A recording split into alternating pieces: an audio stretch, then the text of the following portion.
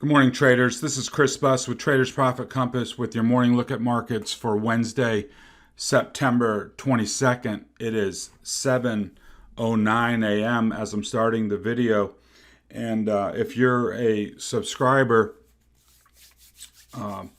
with us, you already know that there's a video waiting for you in your email box that I did this morning already on a technical review of the sector spider ETFs, along with some other ETFs of interest. So you'll have that to look at this morning as well.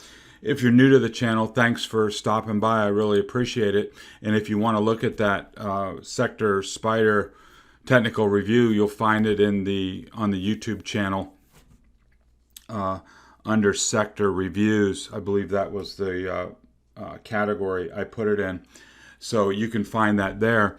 And if you want similar videos, if you like this and you think it'll help your trading, hit the subscribe button and the alarm bell. That way you'll be notified of all my YouTube content. And then also over in the show notes, there's a link where you can drop in your email, register with us, officially become part of the team, and you'll get all my content delivered to you in a nice, neat package in your email box. You won't have to hunt all over social media and YouTube to find it.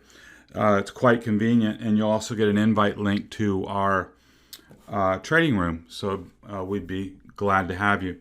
So let's get into it this morning. Don't forget, run the video at 1.25x. I think you'll find that speed quite appealing.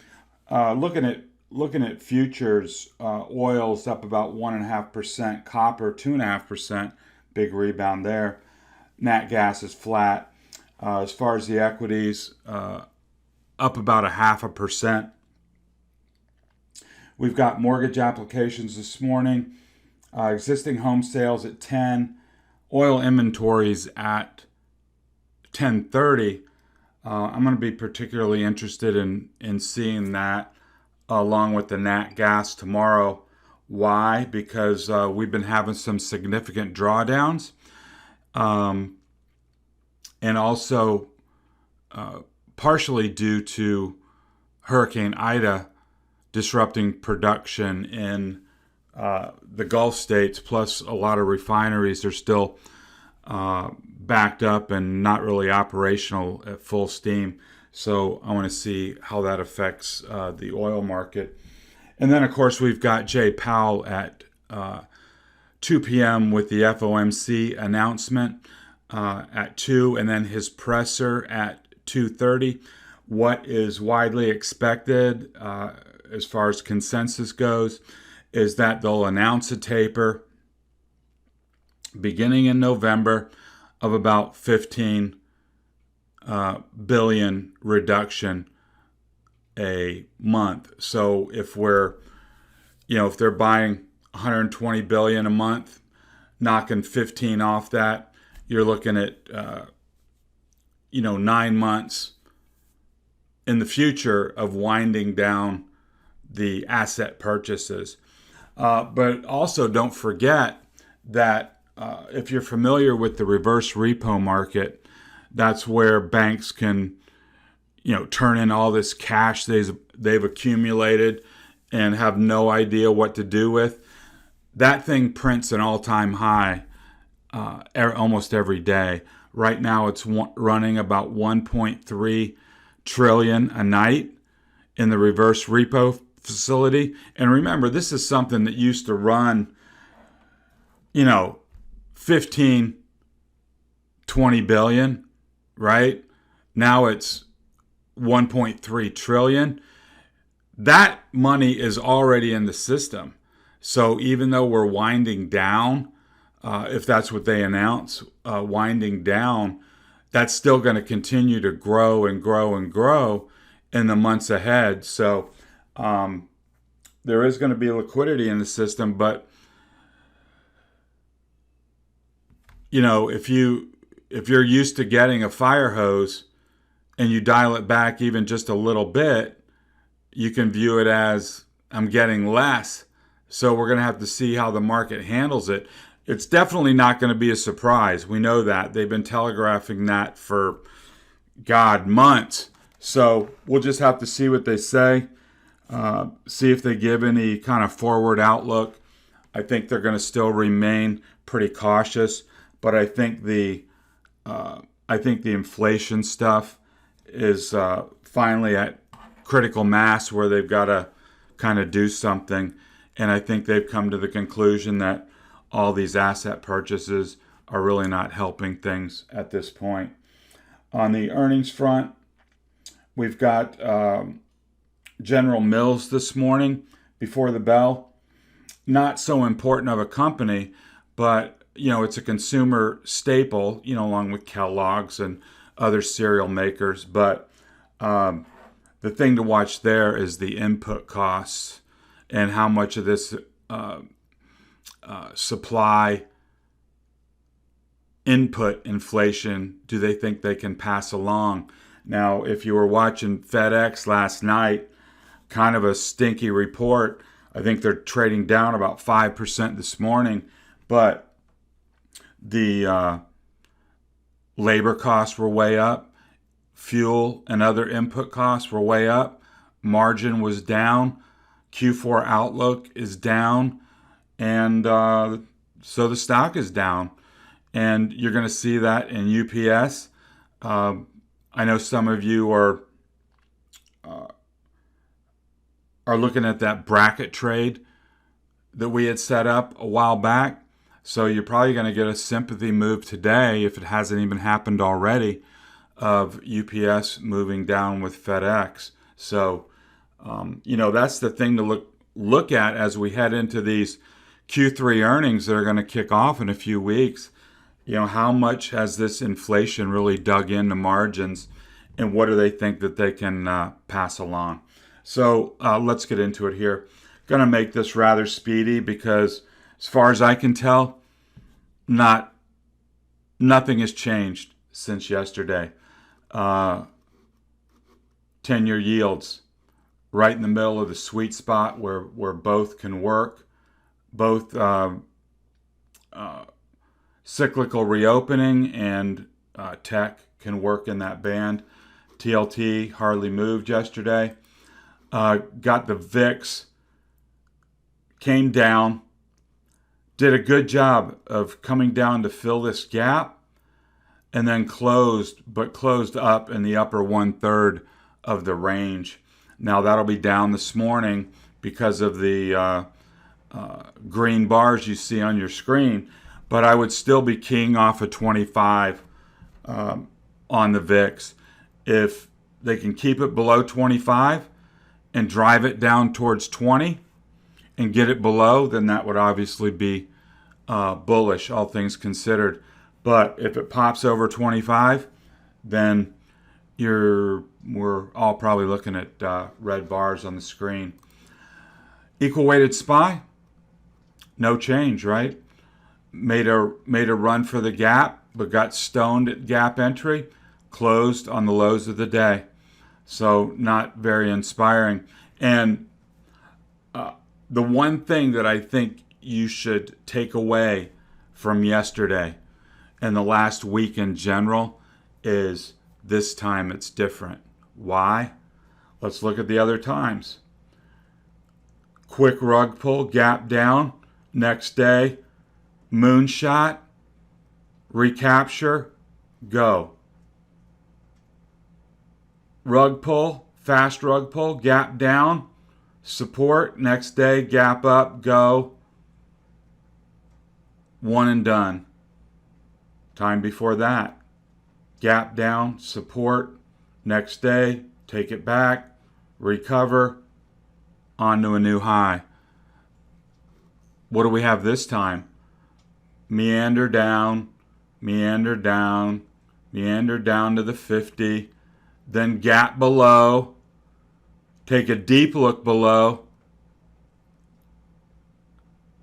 come up, but not enter the gap, get rejected there, and finish on the lows. So that's a change of character.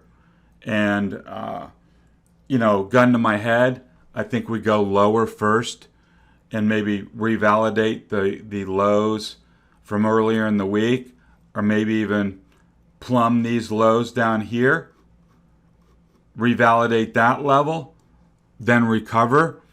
But the thing I want to point out is, this reflexive buy the dip turnaround Tuesday didn't work yesterday. And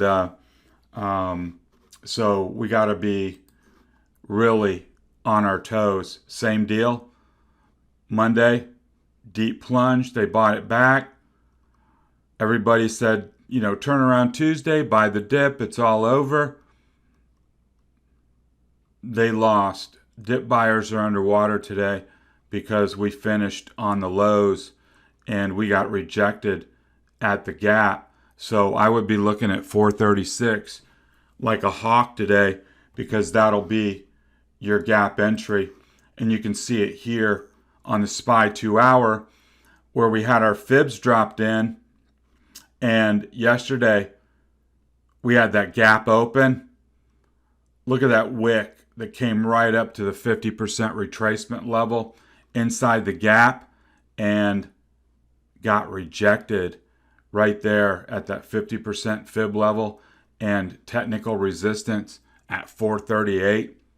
And so, that in and of itself is a bearish move, right? Once you go in a gap, normally you're looking higher and looking for a gap fill, but you go into a gap and then immediately lose that gap support. That's a bearish technical move. And you can see that later in the day on the next bar came up and tried to get back in here, rejected, and then, like I said, finish on the lows. So today, as we go forward, it's the exact same setup as yesterday. Why? Because I told you we were up 0.5% in the pre-market, right? So I think we were up maybe a little bit more yesterday. So there's going to be a gap here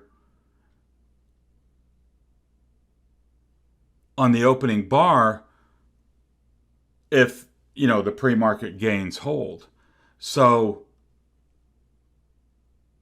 is it, a gap up and go? Or is it a gap up and immediately come back down to fill that gap like they did yesterday? Here was the gap up, then they came right back down and filled that open gap. And you got to be ready for any eventuality in this market. We know that. Could they just take that opening gap and run up the rest of the day? Sure, it's in the realm of possibility. But I think the probabilities lie with fading the pre-market gains. Are we really going to gap up and go heading into the Fed announcement at 2 o'clock? I don't think so. I really don't think so. I think we'd be lucky to, come back down, fill that gap immediately, and then get into this gap formed Monday morning on the big gap down. Why? Because, let's think about it. Hey, let's everybody get long before Jay Powell announces what he's going to do. Do you think that's likely? I don't. Typically when you go into a Fed announcement, the market goes into suspended animation. So while we have vol elevated, say in the low 20s, you're going to have, rips and dips, but I don't really see a trend, some kind of big trend into that Fed announcement. I think what you're going to see is kind of that choppy price action that we had yesterday with some tradable bounces and fades, but not something you can camp out in for hours or days. And then you're going to have that Fed announcement, and then you're going to get some wild, algo-driven spikes and dips and, head fakes and all that stuff. And then we're going to settle into whatever it's going to be after, into the end of today and then tomorrow and Friday to kind of see how it all shakes out. But I see the morning setup across the board exactly like it was yesterday. Here in the Qs, same deal. Gap down, lose the 50, take a look below, buy it up, try to get in the gap, fail, close on the lows. Here it is on the 2-hour chart. You can see the reach ups to this 369 level for the gap and was kind of repelled away at that point. And just like SPY finished here down at the lows of the day. Here's a 30-minute chart. I think what you can do here is I've kind of refined this a little bit. If you see a, some kind of a breakout above 368, although we've got, quote, the official gap entry at 369, I think you could buy 368 and see if you get a run into the gap. Really, probably the better trade is try to get something low in the range, come down here to 366. You can tell that all yesterday it was a toggle between 366 and 368. We made, there's a round trip. There's a round trip. We'll open near that level this morning. They'll come back down, fill that gap, probably go to 366. You can buy it there and try to get a $2 bounce out of it. But if that's not your thing, I think it's just, find something else to do until Jay Powell announces what he's going to be doing.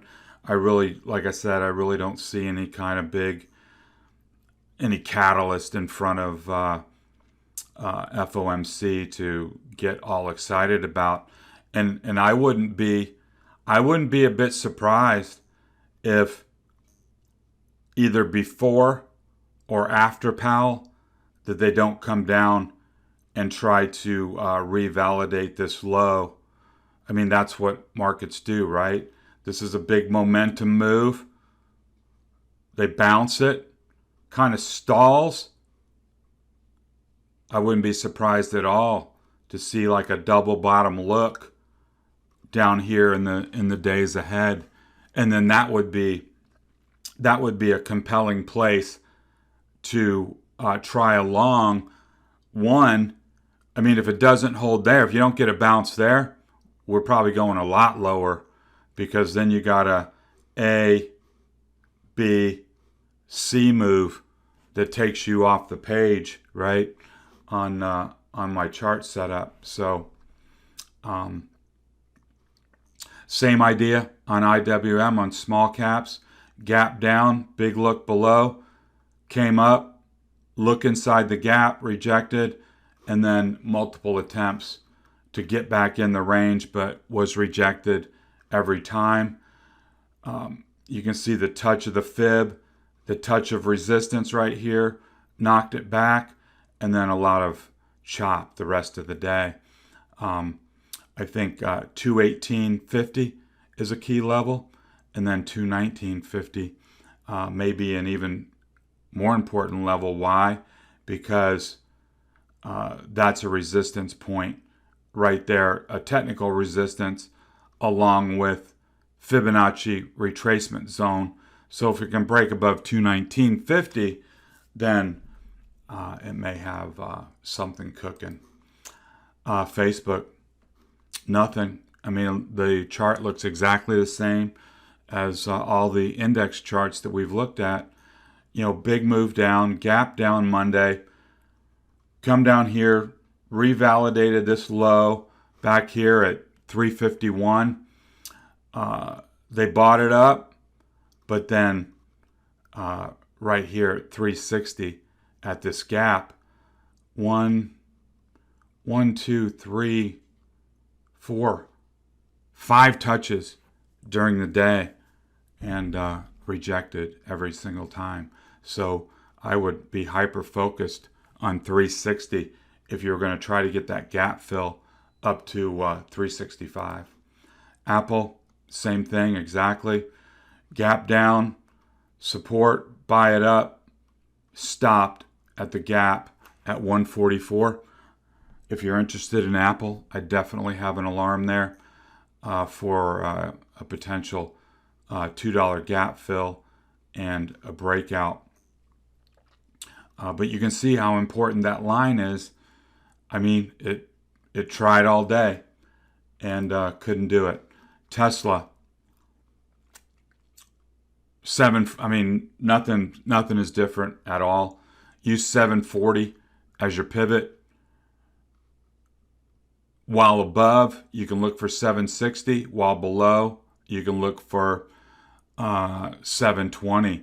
So you got $20 on either side of the pivot. And if that's something you want to trade, then 740 is definitely your pivot. Microsoft, just like all the other ones, gap down Monday, deep look below, finding support at 291. Got a nice big bounce. Try to get in the gap, but then no. All day between 297 and 290, let's call it 294.50. If you want to look at a smaller time frame chart, you're welcome to do that to kind of fine tune it. But, you know, if you were able to get something down around 294, then you may get that $3 trip back up to the gap again. You know, a $3 move over the period of a couple hours ain't all bad. So if that's a trade you want to try, then give it a whirl with a stop. But also look at the other side, because if you lose 294, then you're coming back down to revalidate 291 or even lower. So 294 there is definitely your pivot. Amazon was pretty sleepy. Made a couple of attempts here to get back in the old gap. Remember, the big box is the old gap from earnings a long time ago. And then we've got a gap within a gap here from Monday. And so Amazon was showing some relative weakness. Why? Because all the other ones were trying to get into the gap by the Monday's gap. But here, it never made it that far, right? 3,400 is where Monday's gap starts. And this was rejected at a lower level, 3370 from gap resistance from a long time ago. And that's a that might be a technical lesson for you. Price with that muscle memory. That's why oftentimes that when a gap fills, I don't just automatically take it off the board. Why? I mean, here's a good example. You know, I could have moved this level up here and say, oh, we just got this little gap to fill up here. That would be true, but price remembers where